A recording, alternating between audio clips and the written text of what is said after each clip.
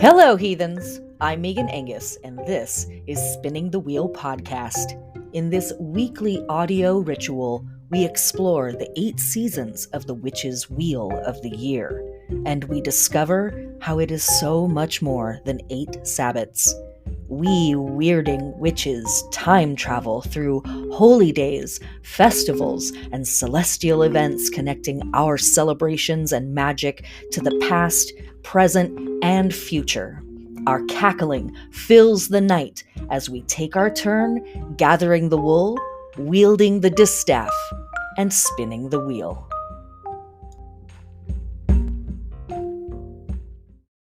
What is up, heathens?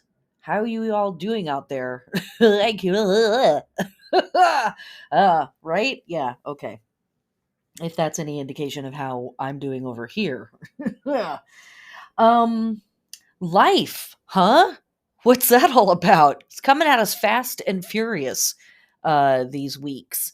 I don't know about you all, but the end of September and most of October has whooped my ass, respectfully. And a lot of the folks that I'm working with right now, a lot of the clients that I'm seeing, a lot of the students I'm working with right now have been conveying the same thing. Just it really is it feels like it's one thing after another, one kind of stumbling block after another. And I am sorry to say that a lot of our astrology this week is not necessarily letting up on that.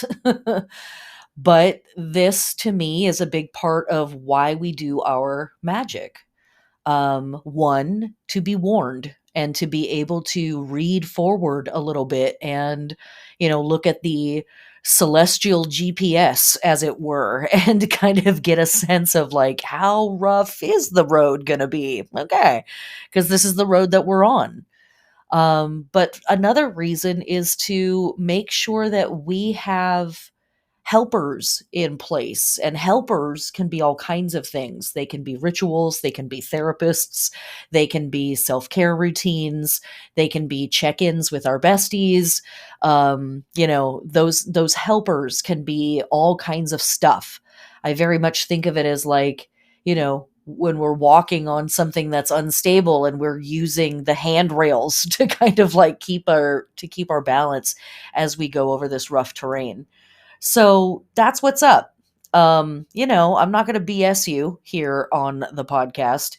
But also we do have some things this week that are helpers.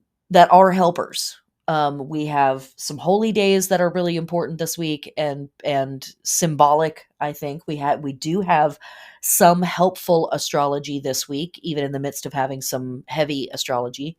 Um, and yeah, so let's get into it. Before we get into the actual tofu of it all, let me run down all of the things and the stuff that's happening. If you haven't checked it out already, head over to my website or scroll in wherever it is that you listen to this podcast and check out the Mabon class. We are pretty late in the season, but we are still technically under the auspices of fall equinox, so go check that out. But our next Sabbat class that is coming up is Samhain.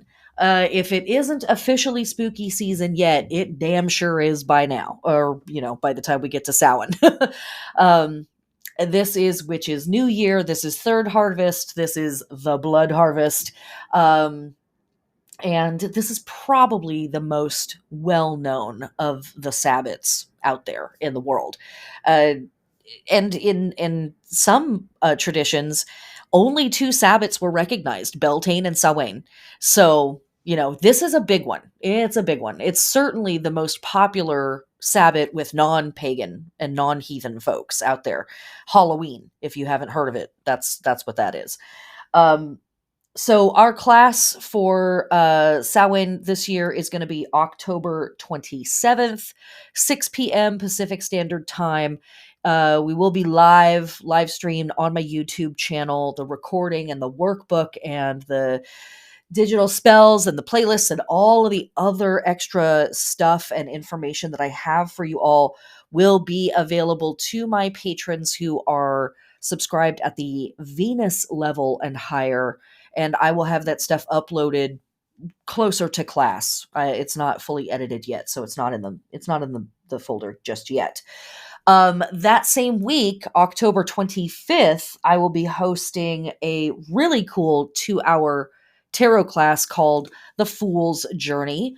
Um, this is exploring the hidden pathways of the major arcana. Yes, I am teaching it on the new moon eclipse because I'm an idiot. I don't know.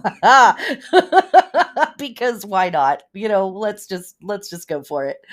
But in this spicy 2-hour lecture, we are going to wander the major arcana in tarot and learn the sacred pathway known as the Fool's Journey. Sacred pathways are a teaching device that people utilize to reveal deeper meaning within the major arcana. And so basically, what we're going to do is look at the very traditional sacred pathway called the Fool's Journey, but we are also going to look at other sacred pathways. And this is really what we're doing is taking the major arcana and mixing them up, kind of taking them out of order and putting them in different combinations to reveal deeper meanings just by looking at different cards side by side. We will discuss this and other magical pathways to see what is normally hidden, um, which, that to me, I think, is very appropriate for having on a new moon eclipse. Let us see what is normally hidden in tarot. Um, if you join us, and please do, I would love to have you there, you're going to want to bring your own deck. I am, of course, going to be working with the Smith Waite deck, but you will be able to work with lots of different decks in this class. Bring a journal and a general understanding of tarot. You can sign up for this class through my website. Patrons, you absolutely can use your discounts. If you're signed up to my newsletter, you will get a discount code, and it also will work on these classes. And 10% of your ticket price will be donated to the European Roma Rights Center, as I do with all of my tarot classes. We always find a new Roma or Romani people or travelers, vagabond charity or rights center to support every time I'm doing one of these classes. Okay, so go check that out on my website. Please join us. Love to have you. And I've got 4 other tarot workshops coming up in November. We've got the 3-hour tarot plus astrology class. If you are wondering how it is that tarot and astrology work together, this class is for you. This is um, a big workshop. It's taught on Saturday afternoons, 3 hours long. And this is learning how to correlate the cards and the signs and the planets. And I will also teach you how to read your natal chart through the lens of tarot. So you're going to want to bring a natal chart, a deck, general knowledge, a journal, etc., etc. On November 8th, we will be doing a 2-hour class on reversals, working with the night side of tarot. And this is for folks who either don't work with reversals and want to start incorporating them into their readings, or you do work with reversals and you're wanting to expand on something further than just the yes, no, good, bad paradigm. I feel like that's the basic way of starting with reversals, and we can learn so much more about it. In fact, I often like to think of working with reversed cards when we are working with retrograde planets. That's just one of the things that we're going to talk about in that class, and that's November 8th. On November 15th, we are going to take a look at tarot helpers. This is a 2-hour workshop utilizing ritual, archetypal entities, and other magical tools to improve your tarot practice, and we will look at things like working with crystals, essential oils, colors, sound, mandalas, and more. And on November 22nd, we will my last workshop for this year. Is that true? Probably. That's my last tarot workshop for this year. How to talk so tarot listens. This is focused on asking better questions to get the most out of your tarot readings. This is another 2-hour workshop. And come with questions that you are willing to discuss in a group setting. But yeah, this is all geared towards learning how to talk to tarot and learning how to listen to tarot to get a better back and forth going there. The other class that I am teaching in November is on November 6th, and this is going to be in conjunction with Rainbow Remedies, a really fantastic shop here in Capitol Hill, Seattle, that offers organic herbs, tarot decks, candles, lots of natural health remedies, and more and more and more.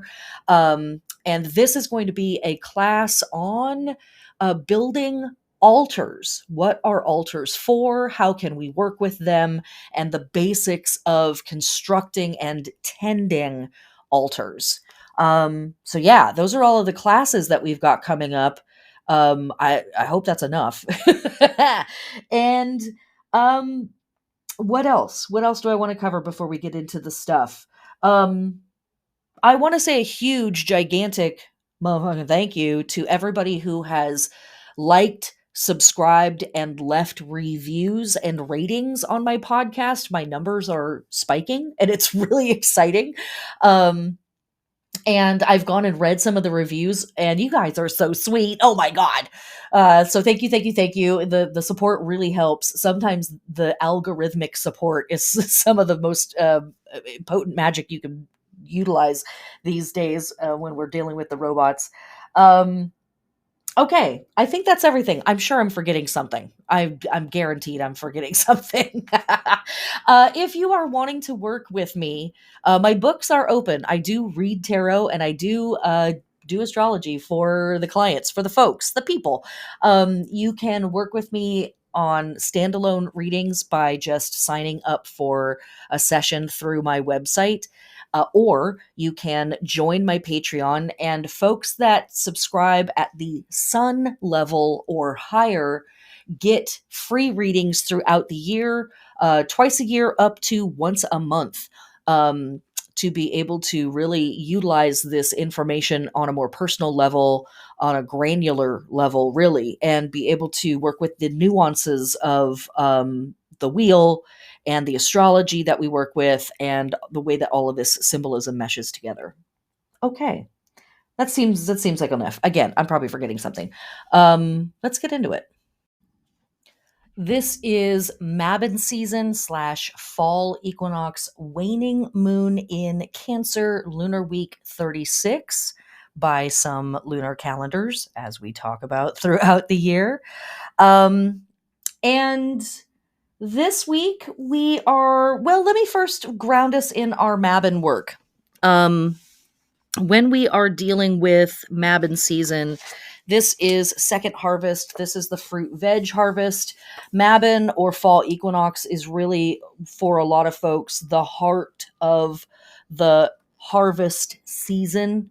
And the major themes that we are working with are major witches work that we are doing throughout this season from fall equinox, September 21st or 2nd, approximately, through the end of October-ish.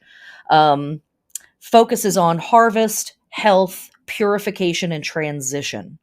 And that purification and transition stuff, part of it is purification and transition in the sense of we are doing all of this labor and it's time to recuperate after all of that labor. And then part of that is about letting go of our summertime bodies and our summertime life and transitioning through fall to prepare ourselves for our winter body and our winter life and our winter spirit.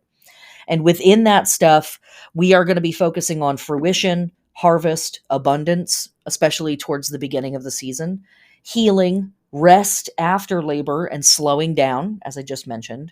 And then that becomes purification, balance, and atonement.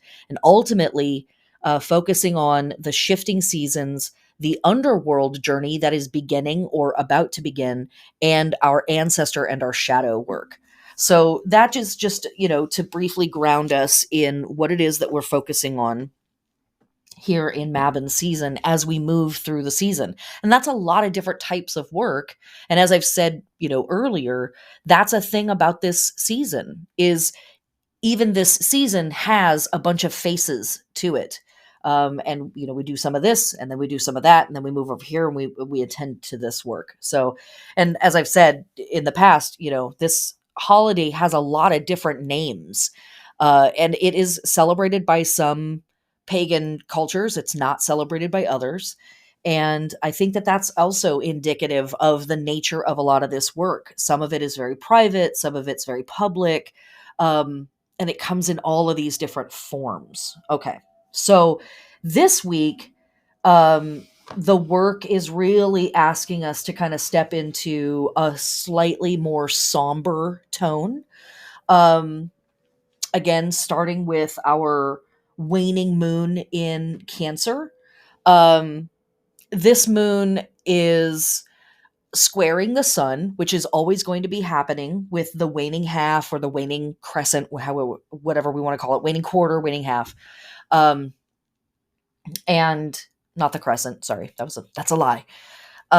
Some systems call it a waning half. Some systems call it the waning quarter, and it's in Cancer, and our waning moon in Cancer is always inviting us to address our grief, address our sorrow, to address what has been lost, what has been taken from us, what we have had to give up, what we have had to let go of that maybe we weren't ready to let go of or don't want to let go of. Here in the Pacific Northwest, we have had 85-degree days and the skies are filled with smoke, and it's the middle of October. So one of the things that we are having to let go of is the beautiful world that we used to live in, that was the Pacific Northwest, as climate change steps in and really says, no, I'm here and you're going to have to get used to me. Looking around the world, there is incredible grief in Eastern Europe as people are releasing loved ones that are being killed in war. Looking to the Middle East, incredible grief as we are looking to people who are giving up their lives for freedoms that have been taken from them. And, we, of course, want to take a moment to reflect on the incredible power and the incredible strength of the Iranian people, who are fighting for their freedom and fighting for just equality and just the capacity to live and breathe and exist as they see fit. But in that fight, incredible amount of people have been stolen from them. The great minds, and a whole generation really has been stolen from them. So this is a week of really reflecting on that and looking at the chart of this moon. As I said, it's square the sun, which we are always going to have at the waxing half or the waning half. It's always square the sun. But the sun is conjunct Venus right now. And so the moon square Venus is bringing in something about that power, or that what am I trying to say here? The fight, I guess, really the thing, the obstacle against being able to express ourselves creatively, the obstacles against women, against femmes, against queers, the obstacles of how these power structures are oppressing people. And looking across the chart, the moon is opposing Pluto, almost exactly at this juncture. And so, there again is a really difficult symbol of that deep opposition from power, that deep opposition from the plutocracy, that is sort of this, Cancer on Earth, as the moon is in Cancer. We do have a trine off to the side with Neptune in Pisces and Jupiter at 1 degree of Aries, but both of these planets are in retrograde. And so while there is a level of assistance from these planets to the moon, Them being in retrograde means that they're not helping us in the most helpful ways. And how they might be helping us is, Jupiter saying, oh, overextend yourself or overspend as a means of therapy. Neptune in retrograde is saying, oh, just retreat to your fantasy life or retreat to substance use as a means of therapy and getting through this stuff. And so while those are types of relief, right, they're not necessarily the healthiest ways of dealing with stress or fear or anxiety. So this is a tough moon. It's a hard moon. Um, and, we are in hard times. So let's not pretend that it's anything less than that. And instead, embrace the fact that this is tough stuff that we are having to do. And we are capable of doing it. We're going to help each other do it. We're going to get through this, but we are probably going to get a little banged up in the process. So, um, to ground us in our lunar body work, when we are working with the waning moon in Cancer, we are resting, relaxing, nourishing, and supporting or restoring the breasts, the chest, the belly, and the lungs. So take a week off of smoking weed, or a couple of days, maybe not a whole week. Let's not get crazy. Although I have kind of stopped smoking weed. I know everybody out there that knows me is like, what? I'm sure it'll start up again. I don't really know what's up with it, but but point being, this is a time for relieving and reducing and letting go and emptying out, and our waning moon is really supporting that. Um, and for our and as I say every week, I am not a doctor of the human corpus. I am a doctor of wizardry and witchery.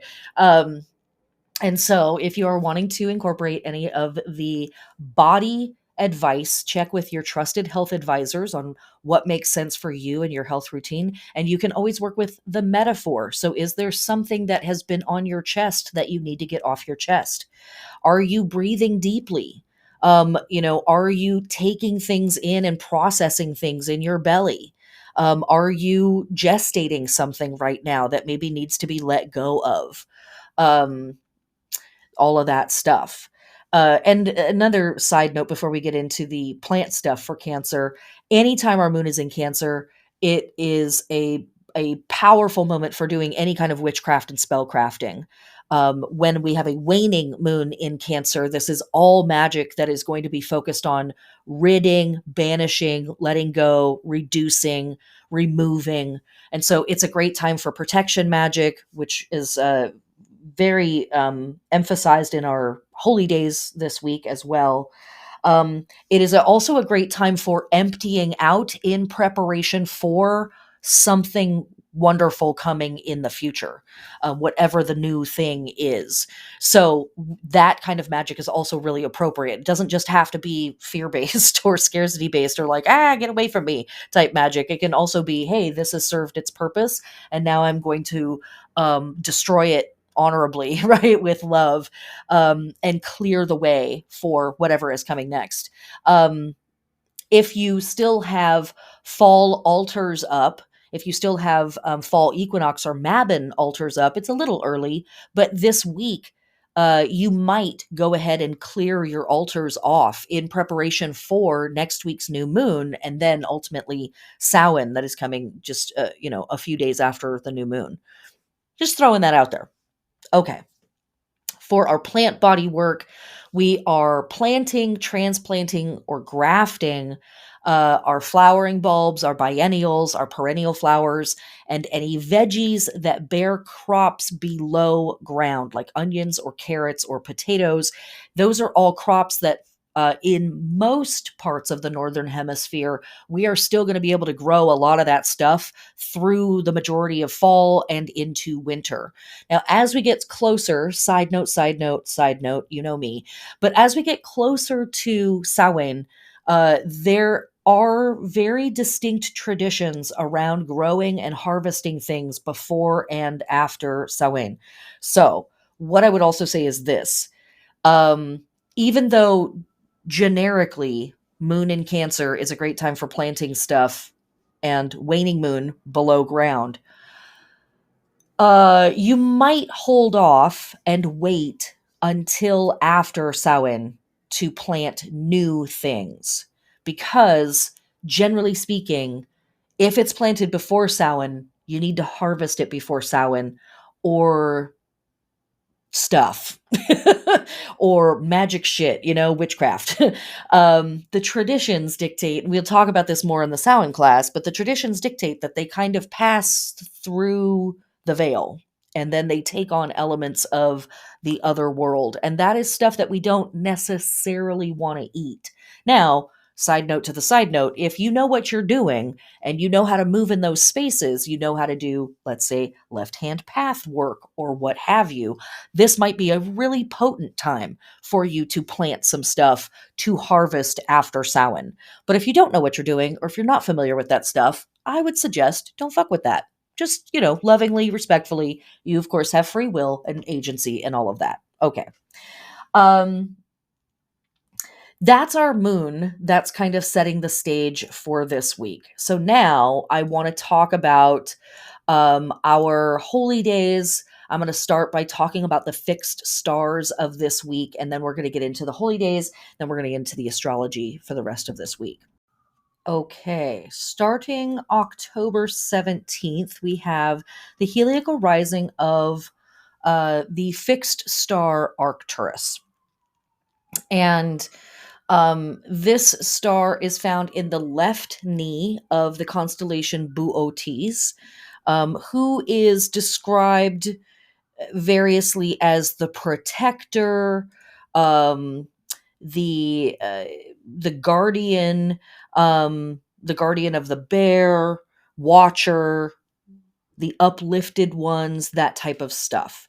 And with the fixed star Spica, who has its, or which it has its heliacal rising just the day before, we talked about it last week in last week's podcast.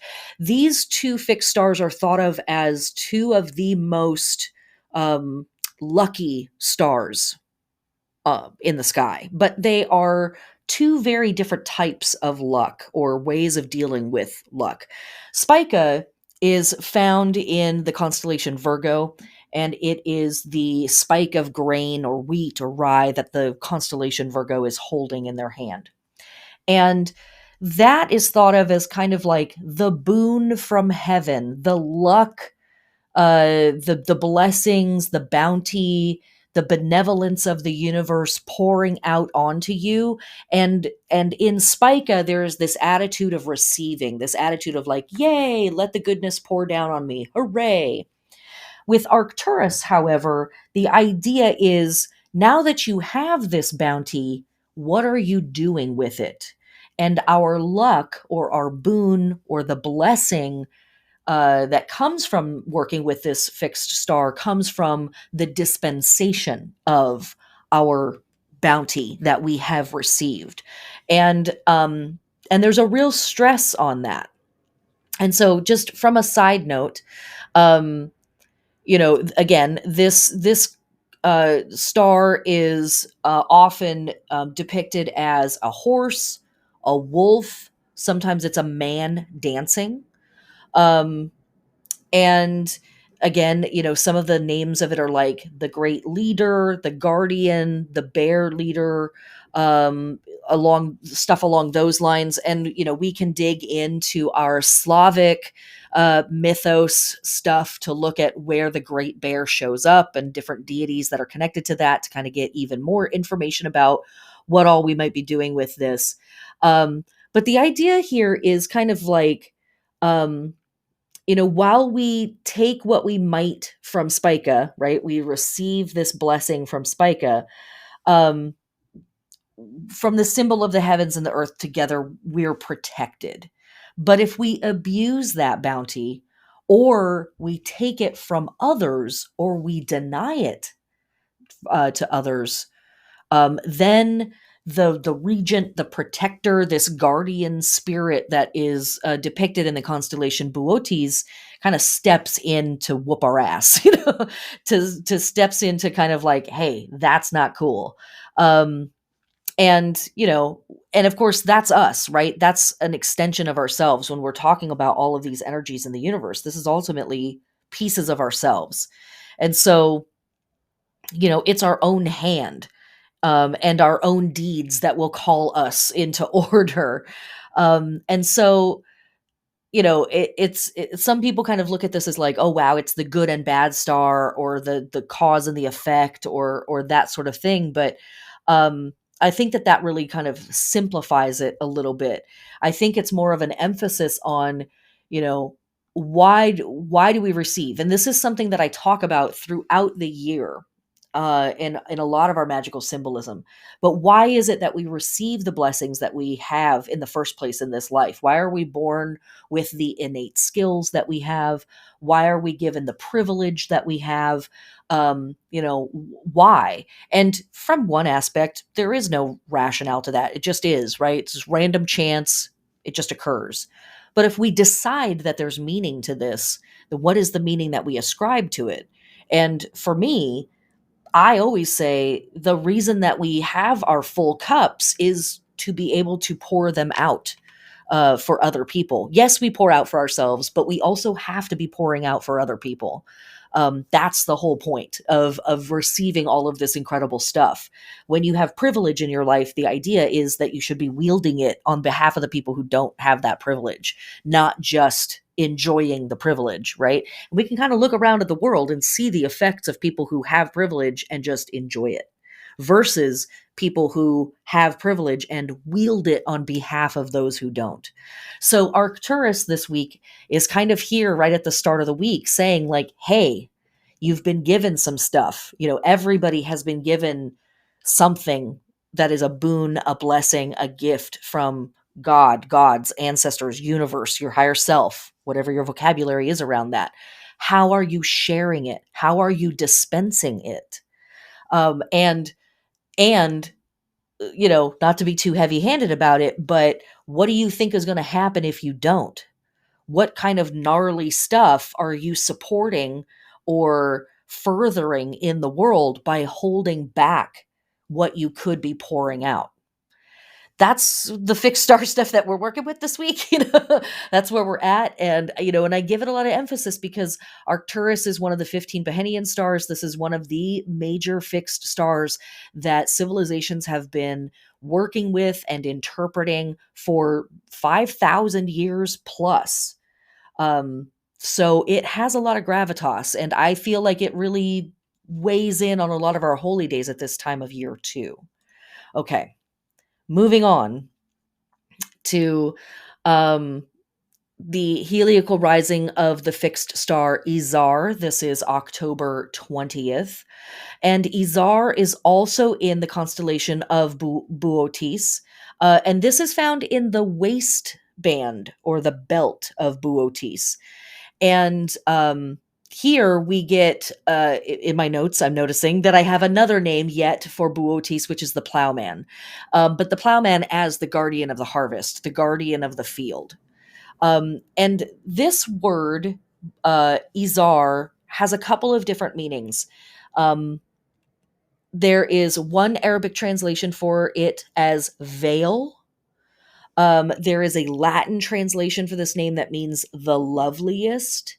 But ultimately, this star connects us to the ideas of a belt or a girdle or a thing that ties up or wraps up. And we know that girdles and belts are magical tools that different archetypes work with, to retain their strength, and as a symbol of prowess, as a symbol of strength, and sometimes even as a status symbol in their communities or their societies. Um, but again, there's this emphasis with this star of this father figure, this protector, this guardian, this overseer kind of energy, with this particular star.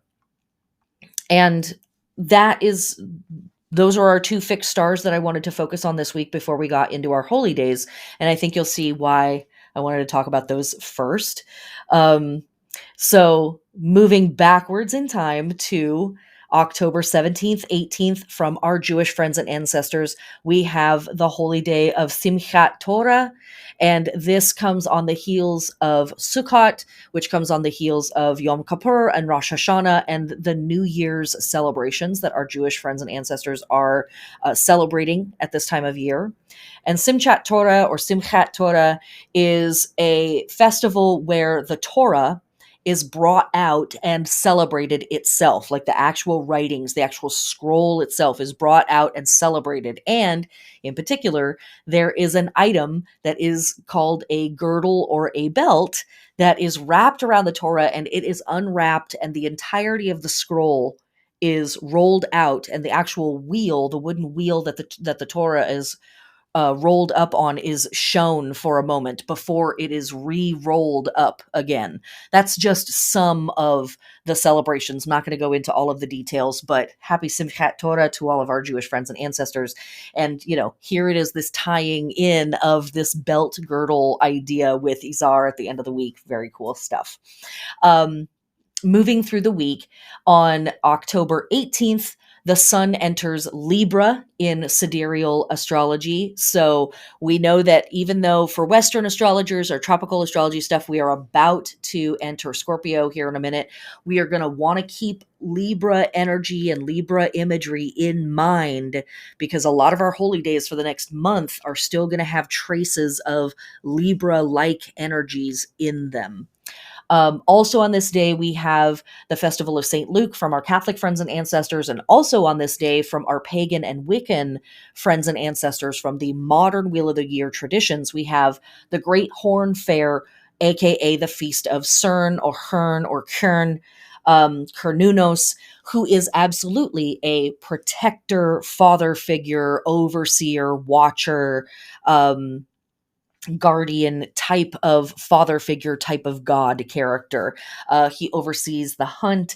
He oversees the wild woods where the animals live, and is really dedicated to the health and the preservation of wild spaces. Okay, moving through the week, on October 20th, we have Betara, which is dedicated to the god of fortune, Ibisu, from our Shinto friends and ancestors, and from our Sikh friends and ancestors, we have the installation of the scriptures as Guru Granth. And Guru Granth is basically Guru Granth Sahib. This is the central holy religious scripture of Sikhism. So it's literally, their actual magical writings, their religious scriptures itself being worshipped. And so same week as Simchat Torah, where the Torah itself is being celebrated, our Sikh friends and ancestors are celebrating Guru Granth Sahib. So pretty cool coincidence there. Moving into October 21st, from our Caribbean friends and ancestors, we have the Feast of Black Christ, also known as Portobello, or Cristo Negro. Again, seen as a protector, a father figure in this Black Christ form. And then on October 22nd, we have Dhanteras from from our Hindu friends and ancestors. And this is the kickoff to Diwali or Deepavali from our Hindu friends and ancestors, which starts October 23rd and runs through the 27th. So this is also an extension of their New Year's celebrations. And it literally is a celebration of the light over darkness, or victory of light over darkness, good over evil, knowledge over ignorance. And that definition of knowledge over ignorance, I think, is very potent, given the veneration of the Torah, given the veneration of Guru Granth. Again, really powerful stuff. On this same day, from our Hindu friends and ancestors, we also have Kali Puja. And the very next day, on this day, the sun also enters Scorpion or Scorpio for tropical or Western astrologers. So, sun moving into Scorpio, I don't know why I keep saying Scorpion. Sun moving into Scorpio and Kali Puja on the same day. that's pretty spicy. And also, from our Roman friends and ancestors, we have the beginning of the Isaiah, and this runs from October 23rd to the 30th. And this is the week long complex of festivals that Romans held that were in veneration of Isis in her mourning as Osiris is killed and then ultimately resurrected. But it's basically Isis's underworld journey that she goes through. So, Sun enters Scorpio, Isia, and Kali Puja all on the same day, October 23rd. That's going to be a potent day for doing spooky stuff. And then October 24th, we have Lakshmi Puja, which comes after the Kali Puja and sort of really kicks off the beginning of Diwali or Deepavali. Lakshmi, of course, being the Hindu goddess of abundance, productivity, bounty, benevolence, prosperity, luck, all of that good stuff. Um, on this same day, October 24th, from our Yoruba land friends and ancestors, we have the Feast of Erinle. Erinle is another protector, warrior type deity. He's absolutely depicted as a protector and a hunter, but sometimes he's also depicted as an herbalist or a farmer. And so, there again, we're linking into that image of the constellation of Bootes as a plowman or a farmer of some type, but a protector of the harvest, a protector of the field itself. Um, and yeah, okay, that's all I want to say about that. And then, last but not least, on October 24th, well, actually, not last. We'll get to the last stuff here in just a second. We have the feast for air spirits from our Druid friends and ancestors, and we also have the feast of the Archangel Raphael from our Gnostic and Catholic friends and ancestors. And of course, Archangel Raphael dedicated to the East and air, or not East, but air. And so, pretty cool alignment of work there. Raphael blows the trumpet associated with healing and stirring the pool of Bethesda where Jesus was healed, for those who work with that imagery. And the other stuff that's happening this week, we have a bunch of queer holidays this week, which is pretty exciting. Um, on October 19th, we have Pronouns Day, which is a global holiday celebrated on the third Wednesday of October. This is just a day focusing on being aware of people's pronouns, being brave and asking, making sure that you are reinforcing people's pronouns and respecting and honoring the process that people go through as they choose their pronouns and move within that space. On October 20th, we have Spirit Day, which is the annual LGBTQIA plus Two-Spirit Awareness Day, observed on the third Thursday in October. This was started in 2010 by a Canadian teenager. And it is specifically celebrating LGBTQIA Two-Spirit youth by wearing the color purple and fighting against bullying and other types of queer bashing and all of that stuff. And then, running from October 24th to October 31st, we have ACE Week, and this is a week of being aware and educating yourself around asexual friends and family and community members. Being asexual means basically that sexual attraction is not as important for folks who identify as this. It can be a completely foreign concept for them. It doesn't mean that they don't experience romantic feelings or emotional connections with people, but they just really do not experience a desire for sexual contact. But if you are like, what? Huh? I've never heard of this before. It's a great time to educate yourself on that. Like any other sexual orientation, asexuality isn't a choice. This isn't abstinence. It's not celibacy. Asexuality is an innate part of who someone is. So that's all happening this week. These are our holy days that we are working with. So there's a really interesting emphasis here on this protector energy, making sure that you are sharing your bounty, not just collecting, but also dispensing. Um, understanding where it is your place to kind of stand up on behalf of people, right? With our Spirit Day, with Ace Week, Pronouns Day, stepping in to defend folks and be protectors of folks, perhaps, um, sits pretty nicely there. And then as we move into the end of the week, we have Diwali, Deepavali beginning, and that opens up Kali Puja, Lakshmi Puja, and Isaiah, which is this multi-goddess underworld journey, or goddesses specifically with Kali that have a lot to do with creation and destruction, and moving into the dark half of the year. And I guess mixed in with all of that stuff, a veneration for knowledge and information with Sivkat Torah and Guru Granth. Okay, let's move on to the astrology of this week.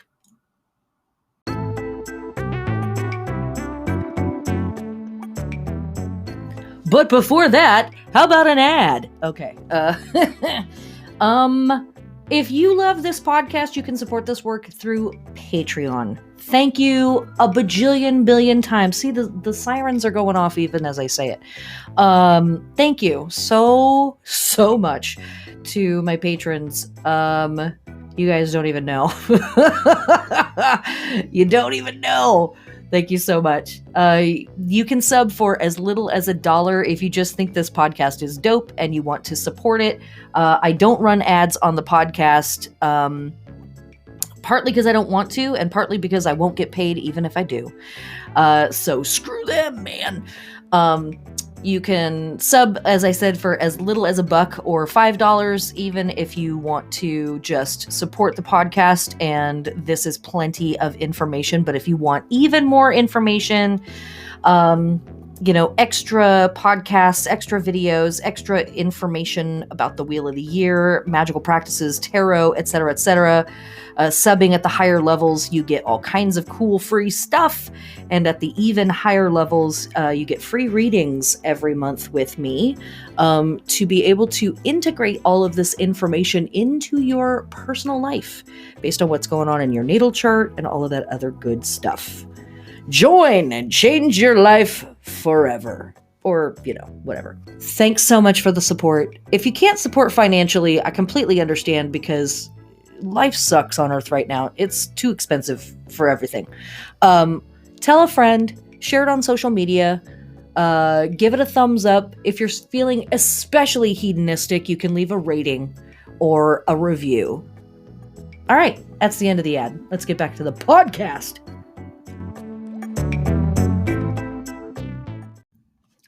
Okay, the astrology of this week begins Monday 17th with our waning half moon in Cancer.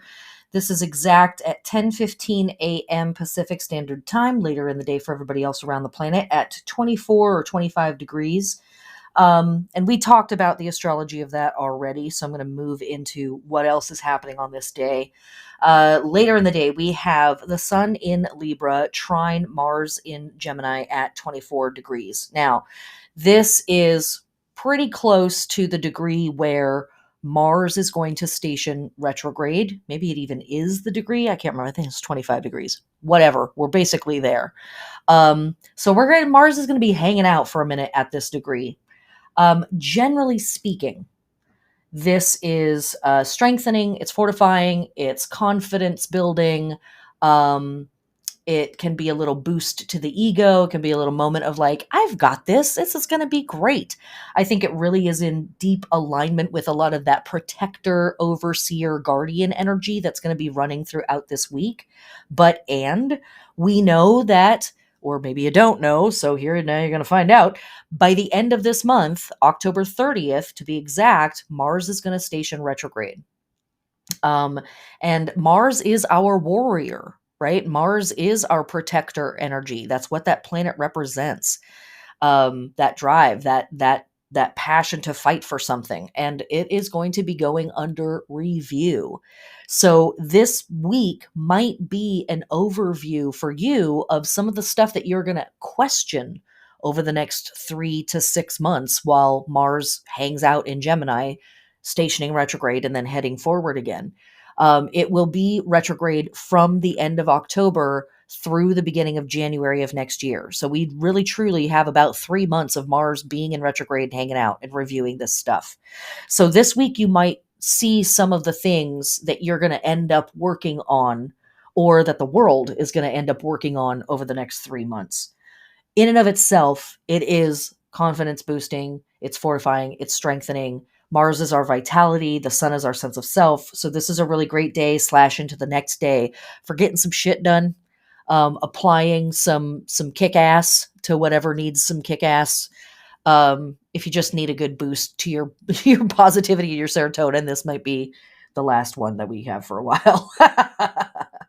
And then later that night, the moon is going to head into Leo. And while the moon is in Leo, while we have our waning moon in Leo, we want to be resting, relaxing, nourishing, supporting, or otherwise restoring our back, our heart, our circulation, and our blood. And as I said, if working with the physical metaphor is not right for you, you can always work with the spiritual metaphor, the emotional metaphor, what have you. And for our plant work while the moon is in Leo, we are harvesting, we're doing pest control, disease control, we're plowing, we're weeding, and we are pruning to encourage below ground growth. And, we still are in the harvest season. So anytime that we have a moon that emphasizes harvesting, this is especially potent stuff.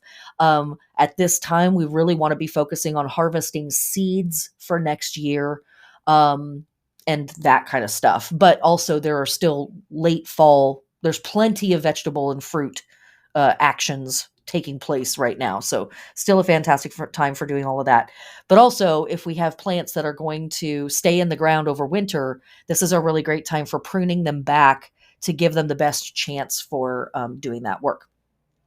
Okay, moving on to Tuesday, the 18th, 7:20 p.m. later in the day slash the next day for everybody else. Venus in Libra, trine Mars in Gemini, again at 24 degrees. Generally speaking, Mars trine Venus or Venus trine Mars, lovely, sexy, hot, flirty, cute, sweet. We love it. Excellent time to send that sext, to shoot your shot, to ask that person out for a drink or a date or what have you. Obviously, COVID, so be careful. Take time, test before you go hang out. Make it a day thing and go hang out in the park while it's still warm. You know what I'm saying. You know how to do it. And Mars in retrograde, or Mars is going to be stationing retrograde. So here again, you may get a little whiff of the stuff that's going to come up over the next 3 months. Okay. Then we move to Wednesday, the 19th, and we have the sun in Libra square Pluto in Capricorn at 26 degrees. Is this exciting? No, it's not. Also on this day, we have Mercury in Libra opposing Chiron retrograde in Aries at 13 degrees, 13 to 14 degrees. And then also on this day slash the next day for everybody else around the planet, we have Venus in Libra square Pluto in Capricorn at 26, 27 degrees. These signatures, the Sun square Pluto, Venus square Pluto, I feel like are kind of like a bell that sort of rings and reverberates throughout the week. I think we're going to start feeling it around Monday, Tuesday even stronger, Wednesday real strong, Thursday still, yes, Friday a little bit less, and there. So let's just talk about what sucks about it. Whenever we've got Pluto involved in stuff, we can get real obsessive around things, real compulsive around stuff. We can feel extremely oppressed. We can feel very tiny in the face of immovable, horrible shit. And I don't think that I need to extrapolate, right? Or a deal in conjecture. We have a variety of horrible shit to choose from around Earth right now. So enjoy that. Have you been having a hard time sleeping? I have. Have you been having terrible dreams lately? I have. And not even ominous dreams, not even like omens, just stress, just plain old run of the mill garden variety anxiety dreams. I'm like, really? You know, like, I settled out that argument with that person 5 years ago. Why am I dreaming about this again? Oh my God. Um, and and so again, anytime we're dealing with these tough aspects from Pluto, it really stirs up stuff from the bottom of the cauldron. It stirs up our spookiest, gnarliest stuff, and it can be very difficult to not think about it or not just continuously obsess over and over and over again. I can't stop talking about it, can't stop thinking about it, can't stop worrying about it. um and so this is one of those weeks where, one, if we can talk to a therapist, we should. We absolutely should. Two, we want to have some self care systems in place to interrupt the loop. If we find our brains are just going around in a little circle over and over and over again, we want to have something in place to interrupt that. And one of the best techniques that I've found recently, suggested by the wonderful Jessica Lanyadoo, who I talk about all the time on here, she recommends trying a trick with your brain where if you can't stop thinking about negative stuff, try thinking about something totally neutral, right? Like, I'm a horrible person. Change that into I'm a person, just a person, just a human being. I hate my hands. I have 10 fingers or however many fingers you have. Um, you know what I'm saying? Like, we don't want to switch from negative to positive because it can be too much for our brains to try to do. It doesn't always work. Um, but switching into that neutral place is sometimes just enough to jog us out of that loop. And then later, we can try to come up with something benevolent or positive or a little more cheerful if we want to. But that's what I want to say about this. Like, with that square to Venus, I mean, I think things are going to be bad in Iran this week, but that's not a stretch, right? I don't have to look at the astrology to make that guess. Um, but I think that there might be more bad news in our own country for women and for femmes and for non-binary folks, for AFABs. And so just be there for your people, be there for yourself. Recognize that you might get really triggered or activated this week by terrible news. And wherever you need to, as we say quite frequently here on the podcast, put yourself in timeout, take a walk around the block, do some deep breathing. Absolutely do that. Do not force yourself to stay in situations that are trying or terrible. And if you do have to stay in situations that are trying or terrible, recognize that and be very loving and kind with yourself as soon as you can get out of those situations, and say to yourself, it's not business as usual. We're not rushing off to the next thing. That was awful. I need to take a time out. I need to go take a bath. I need to eat some pizza. I need to, put on my favorite lotion. I need to watch my favorite TV show. I need to soothe myself right now because I just went through something really awful. Um, and if that's just peace and silence, that's great. Like, just know that this week might be one of those weeks that really hands it to us. And rather than just demanding result from yourself and demanding progress and just push through it, you bastard, just make it. No, this is not the week for that. This is the week for going, that was terrible. I'm pulling over the car. I'm going to have a good cry. And then I'm going to go home, take a nap. And then we're going to have some dinner. And I'm wearing my softest PJs. And we're just going to take it real freaking easy. And then if you have space, if you have psychological space or emotional space, check in on your people. Check in on your people. If you have the space to do that, check in on your people. Now, here's what's up with this. If you are like, yep, I see this coming, there's awful stuff, I'm here for it, like my feet are on the ground, I'm ready to receive this fastball from the universe. I don't know why I'm using a sports metaphor here, but healing is possible. Like, that's one of the really incredible things about working with Pluto is like, let me get you right down to the gnarliest part of it. Ready? Whee, let's go. And it will drill down to the bottom of the thing, right to the gnarly heart of the thing.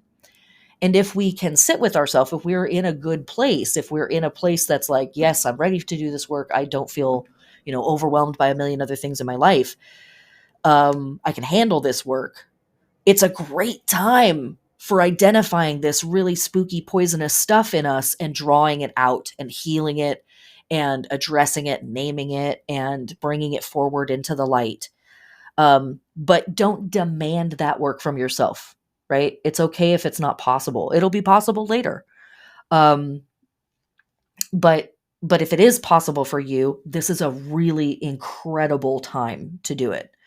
Um, and then, on the side, we have Mercury in Libra opposing Chiron in Aries. And so there is this really profound need to speak about our pain and speak about our wound and talk about it and think about it.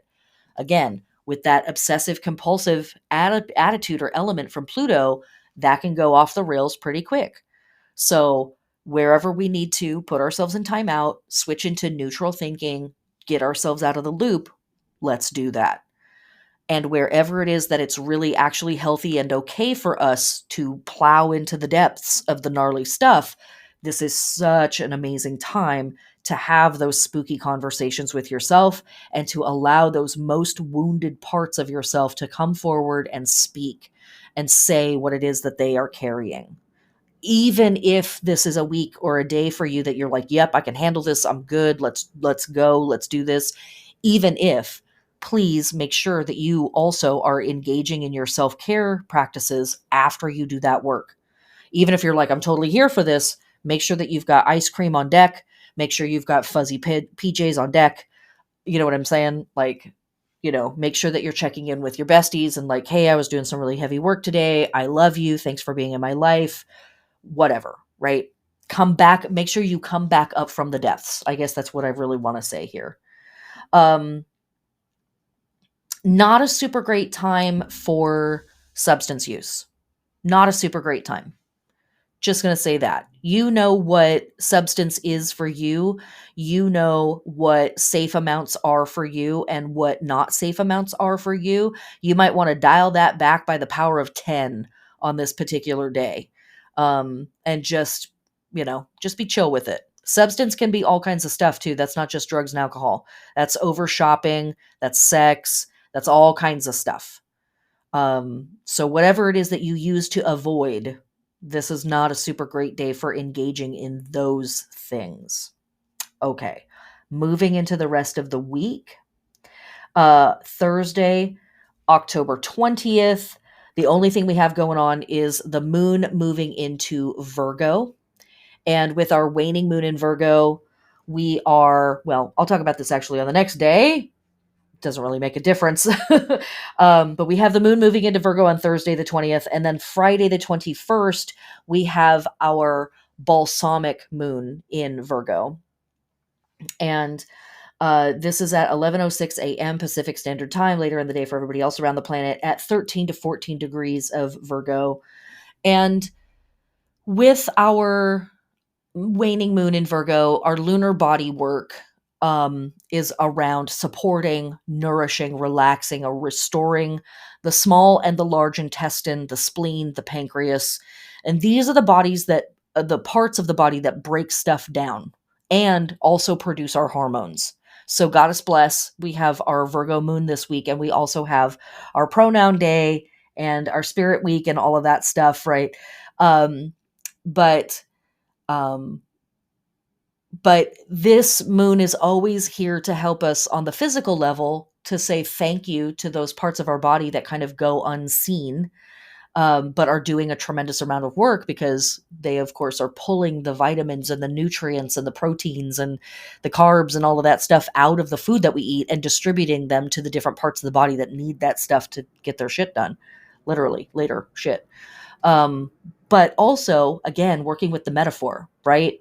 Like what needs to get broken down, what needs to get filtered out, what is here in the system that is actually not good for us, and what is here in the system that is good and that we want to retain.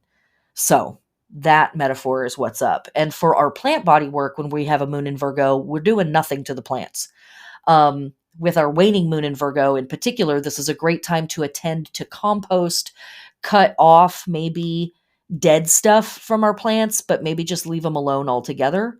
Um, but if there are some things that are broken out, if you have dead plants in your house, this is a great time to get rid of them. Turn over the soil, compost the dead leaves, and all of that kind of stuff. Okay. Then on Saturday, October 22nd, we have Venus in Libra conjunct the Sun at 29 degrees. This is Kazemi for Venus. Also on this same day, we have Mercury in Libra trine Saturn retrograde at 18 degrees. We have Saturn stationing direct towards the end of the day / the next day for everybody else around the planet at 18 degrees. And then we also have the moon slipping into Libra. So Venus conjunct the sun. This could be a fantastic day to get some air and to shake off the vibes that have been super heavy from earlier in the week. And we have this energy with Saturn kind of running through everything. Um, you know, Mercury trine Saturn in general is a really fantastic day for researching things, studying things, sitting down and applying ourselves to mental work that really needs our attention and needs some patience and needs some diligence. Um, so that's really fantastic. We have Saturn stationing direct. And so this could also just be a day where it's really not the best day to do anything too heavy, too serious. Maybe don't challenge authority figures on this day or try to draw their attention. Don't question the structures that you have created in your life on this day. Do it the next day. It's not that those structures don't need to be questioned, just um, it can be a little goofy on the days that the planets appear to change direction, when they appear to change station retrograde or station direct. Um, so this is a good time to just be chill, go for a walk, enjoy the day, get some sun on your face, or if it's foggy and rainy, go enjoy that. Um, and with Venus conjunct the sun, this is a really fantastic signature for hanging out, enjoying life, being luscious, being with your friends, being with your lovers, going and enjoying some art. It's a Saturday. Take a test, wear your mask, go see a band at the bar, that kind of stuff. Socializing, enjoying some art, all of that. Really, really fabulous. If there's an art walk near you, it's a great day for that. If there's a new show up at your local art gallery or museum, go check it out. Um, but and With Saturn stationing direct, um, some things are going to start to become a little more clear, and that's in good and bad ways, or hard and easy ways. Things may start to feel a little bit more urgent and a little bit more intense, because this is basically our T minus um, heading into the new moon in Scorpio eclipse. We have more or less a week before it's going to happen at this point. So things may start to kind of ramp up. So between the squares to Pluto earlier in the week and then, stuff that's coming next week, this might be our last weekend of nice for just like a minute or two. Um, Okay. Sunday, the 23rd, we have Venus heading into Scorpio. So all of our Venusian stuff getting much sexier and also spookier, right? The Scorpio vibes are starting to pile up at this point. We have our sun entering into Scorpio on this same day. So again, Scorpio vibes are really starting to pile up at this point. And Scorpio, in the modern astrological systems that we work with, is ruled by Pluto. So, the vibes are there all week. And Scorpio wants us to deal with sex and death and all of the baggage that comes along with those two massive worlds of symbol and archetype and experience. Um, And sex and death means, it speaks to pregnancy, it speaks to assault, it speaks to liberation, it speaks to bliss and ecstasy, it speaks to weird social baggage, it speaks to gender, it speaks to physical health and eliminating things and literal poop, and all of that stuff, right? So, and inheritances and taxes and um so our attention in total, Venus moving in, the sun moving in, we have a lot of celestial bodies that are like, so Scorpio stuff. Let's talk about it. It's going to get heavier going forward. Okay. And then last but not least, Monday the 24th, nothing. Our moon is still hanging out in, oh, I think forgot to mention that. The moon moves into Libra. Yes, I said that already, and I didn't even really talk about it. Um, Moon moves into Libra, I should say, on Saturday the 22nd. Also really emphasizing and supporting those socializing vibes, by the way. So that Saturday is very sweet for hanging out and doing stuff. Um, I don't know, maybe go to an art show. Just saying, there's a really cool show at the Cherry Pit called Gal About Town that you might want to check out if you're in the Seattle area and have ever gone to a show in the last 15 years, especially any of the underground venues that have been around in the last 15 years. Just saying, you might just check it out. It's pretty cool stuff. Gal About Town, All right.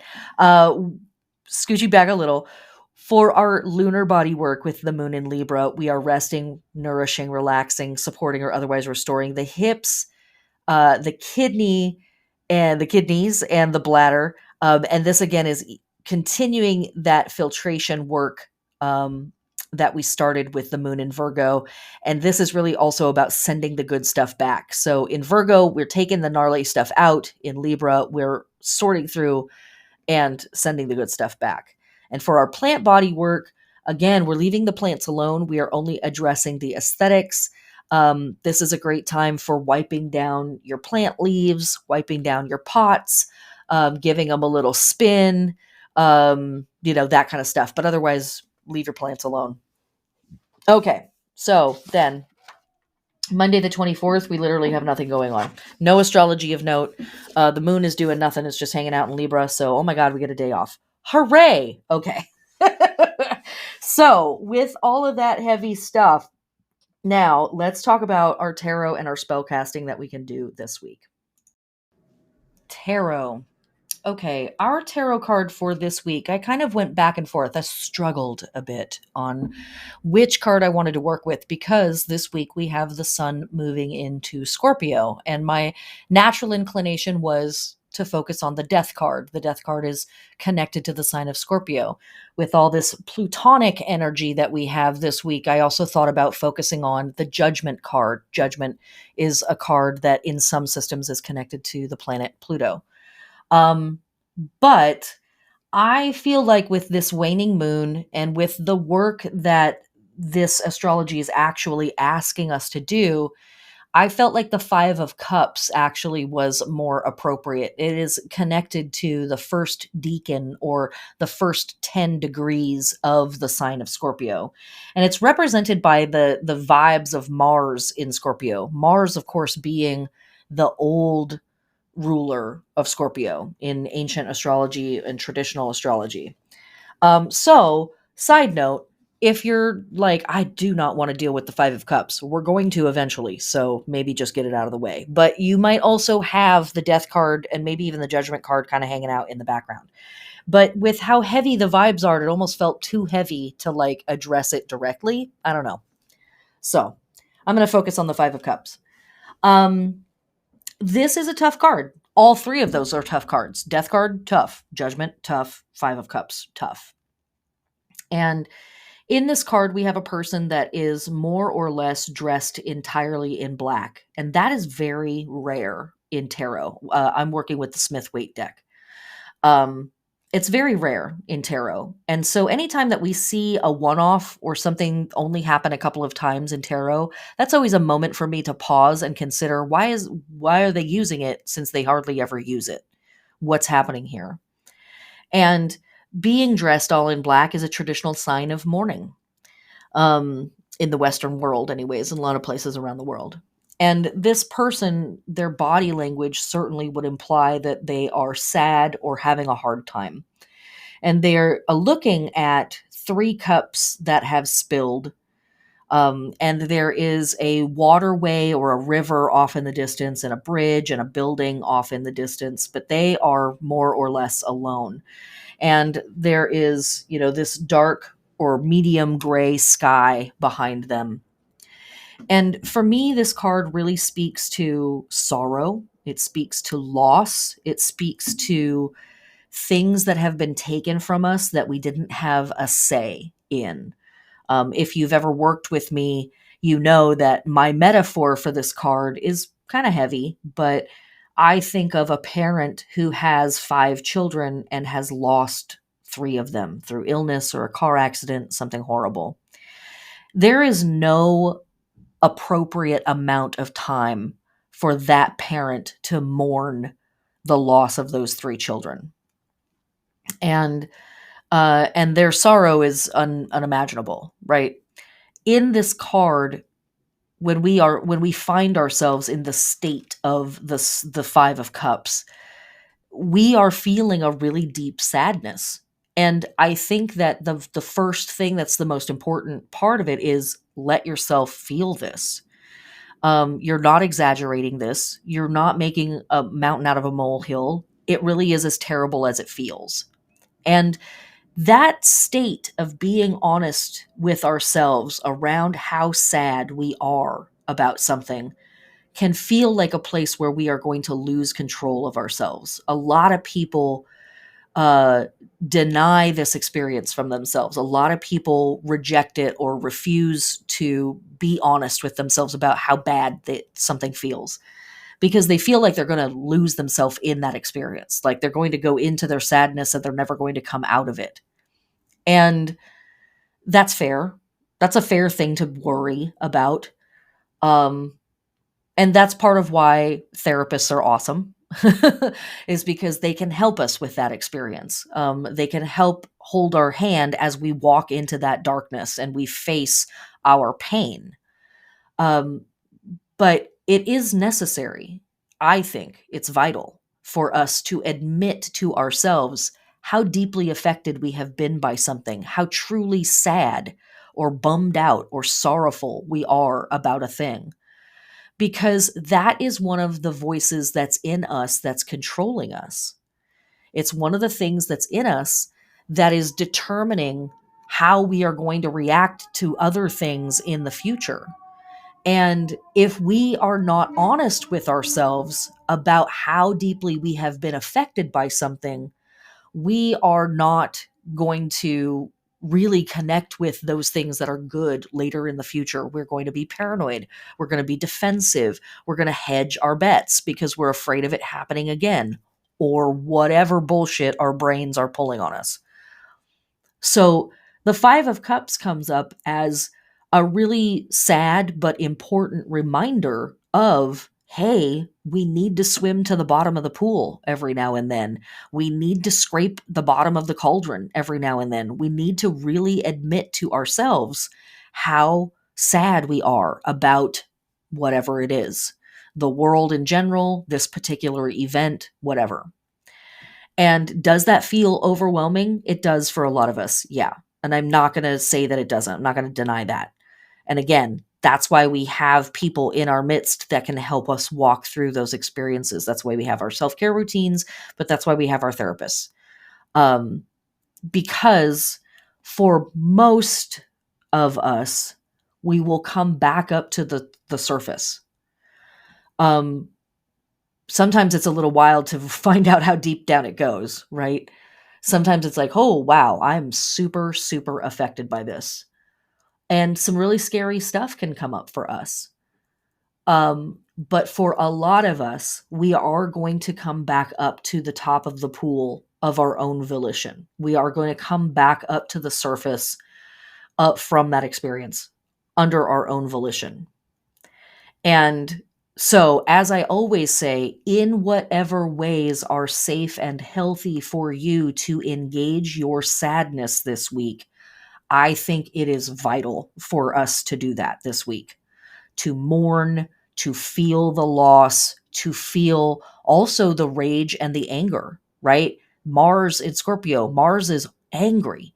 Mars is frustrated. Mars is furious over the unfairness of the world and the awfulness of this situation, the injustice here.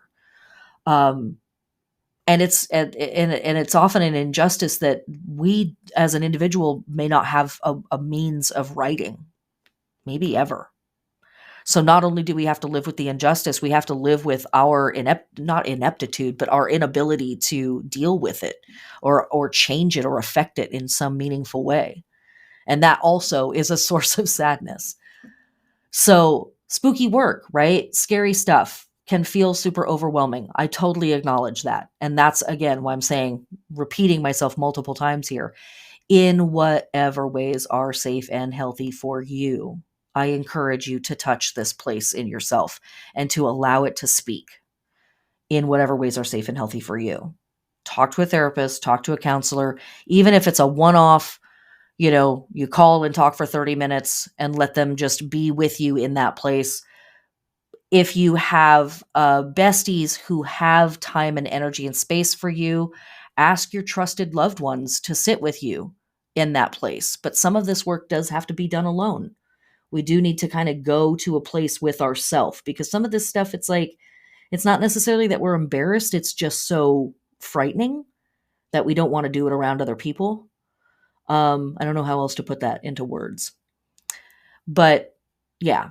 Now, note on this cup, there are still two cups, on this card, there are still two cups upright. There is a bridge. There is a building in the distance. There is water still flowing. So that river flowing past us is saying time is still moving. Life is still moving on. Things are still happening in the world. If you need to take a moment of stillness and exist in this place of sorrow for a while, do that. But know that whenever you want to rejoin the world, it's right here waiting for you. Just cross the bridge, come back over, and come and hang out, and it's all good. Your people are standing by. Um, and in that metaphor of the parent who has 5 children and who has lost 3 of them, at some point there is a moment when they have to turn around and become a parent to those 2 children again, right? Like, they're not ever really going to get rid of that sorrow of the children that they've lost, and they do have to return to the world in some way to attend to those 2 children who are still alive. And that speaks to me back to that stuff around our fixed star work, the guardian of the harvest, the guardian of the bounty, the guardian of the blessings, right? All at the same time, we have to find a way to have a foot in acknowledging our sorrow and our sadness over our loss, and celebrating the bounty and the benefits and the gifts that we've received from the universe and from our own labors in our own life, the things that we've been able to build for ourselves, the things that we've been able to establish with our friend groups, our chosen family, our family, that stuff. Allow those things to pull you back, right? If it starts to feel like this is too much or this is too wild, this is too painful, remember the good things that you have going in your life. So I think that it's 5 of Cups this week. I think that's the work that we need to do this week.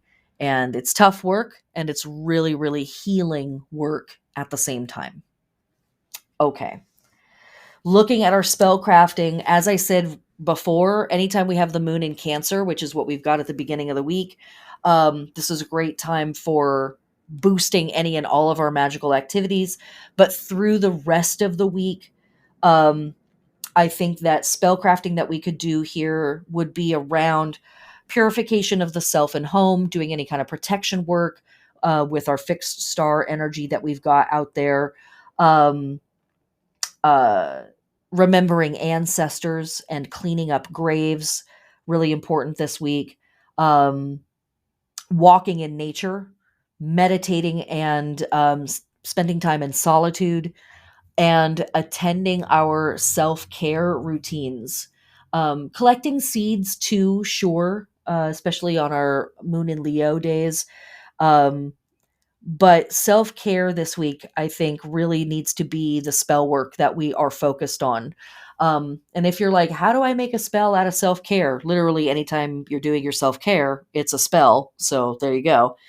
But if you want to make it fancy, you can draw magical sigils on the lids of your, body lotion or your face oil. You can, set your sleep mask on your altar and have it be blessed on your altar all week before you wear it every night before you go to bed. Um, you can do a spell where you create a sigil, and draw that sigil again on your lotions, on yourself, on your you know face oils or whatever it is, that is dedicated to health, wholeness, healing, those types of things. Um, but, saying to yourself, I have the privilege to engage in this self-care routine, and it's my responsibility to do so that I am stronger tomorrow to be able to pour my cup out when it's time. Just that kind of stuff. That's all we're doing this week. It's just a little bit of astrology, a little bit of witchcraft. It's no big deal, guys. We've got this, okay? Even and especially when it feels like we absolutely do not have it, we do. Um, some some of the images that we might work with this week: a vessel pouring out, the setting sun, and gateways, and maybe spirals too, but definitely gateways. And our spell work could just be meditating on these images and seeing what comes up for us and doing some journaling around that. But more specific spell work could absolutely be um, eradicating the forces of kyriarchy, destroying the forces of the oppressors, and destroying the machines of war, and doing anything along those lines to curse, to hex, to bind those who inflict harm, those who would impede civil rights, all of that kind of stuff. If you have the energy to do that kind of stuff this week, that absolutely is really, really potent. With our waning moon, it's about eradicating, reducing, tearing down, bringing down, destroying, ending, binding, stopping, that kind of stuff. But again, a lot of our work is very self oriented this week. So it's okay if moving that energy out into the world is not reasonable for you. And some helpers, if you want to include any of this in your spell crafting, altar building, that kind of stuff. For minerals, we could be working with bloodstone, moldavite, blue tourmaline, or moonstone, I think would be very assistive all throughout this week.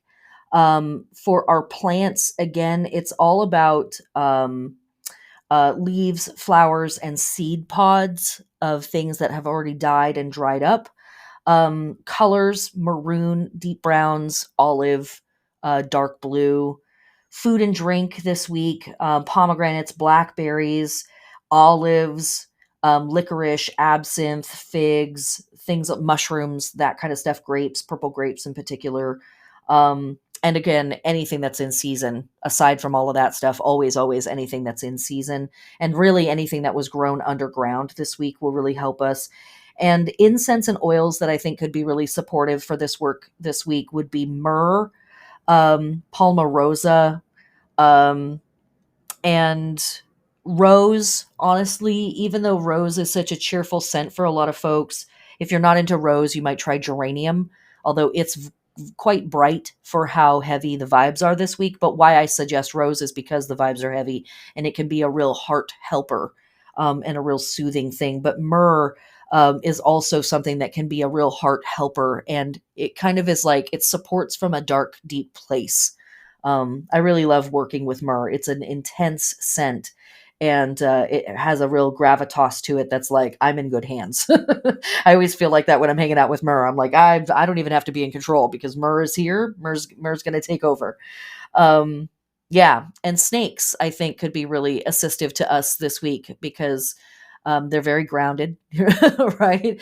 They've got that watery vibe of like, man, we're going to make our way through this no matter what. And they teach us about shedding skin, and they teach us so much about moving in those dark places and understanding when it's time to change shape and understanding when it's time to let things go and let things die off. So I think all of those could be really important helpers for us this week.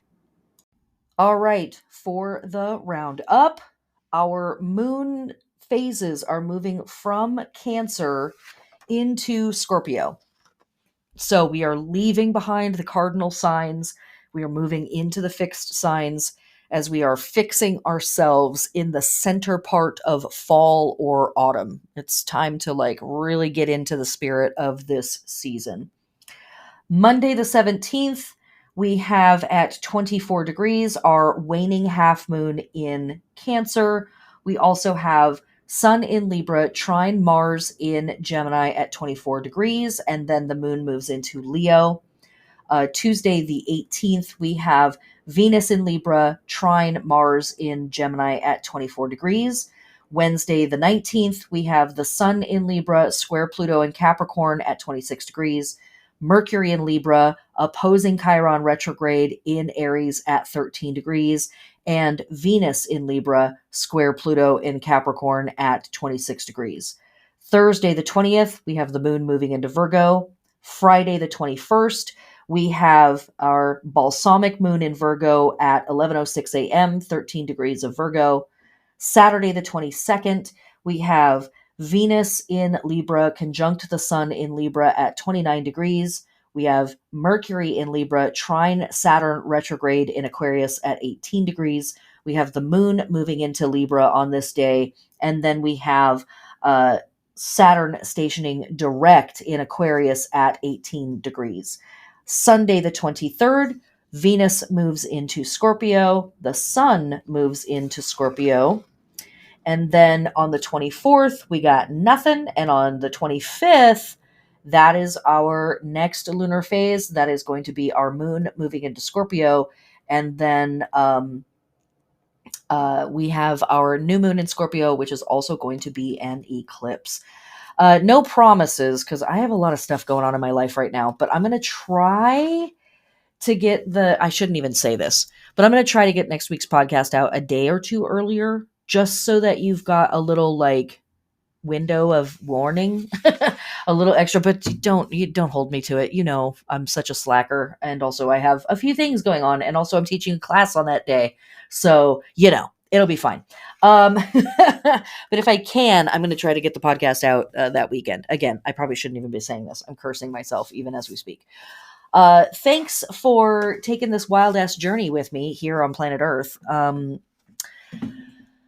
It's a lot these days, folks. So make sure you are taking care of yourself. Make sure that you are not pushing yourself or pulling or prodding yourself, but that you are carrying yourself through these tough times. If you have the capacity to, and maybe even if you kind of don't, check on your people, reach out and help folks where you can. This is the only way that we are going to get through this, is by weaving ourselves together like a great tapestry. We cannot take on too much, but we must come together as a collective. That's how we get through this. We are all going to have hard days and we're all going to have easy days. And those days are going to be different for different people. So when I'm having a hard day, maybe you've got capacity for me. And when I'm having an easy day, maybe I've got capacity for you. And collectively, we get through it. That's it. Love you all. Blessed be.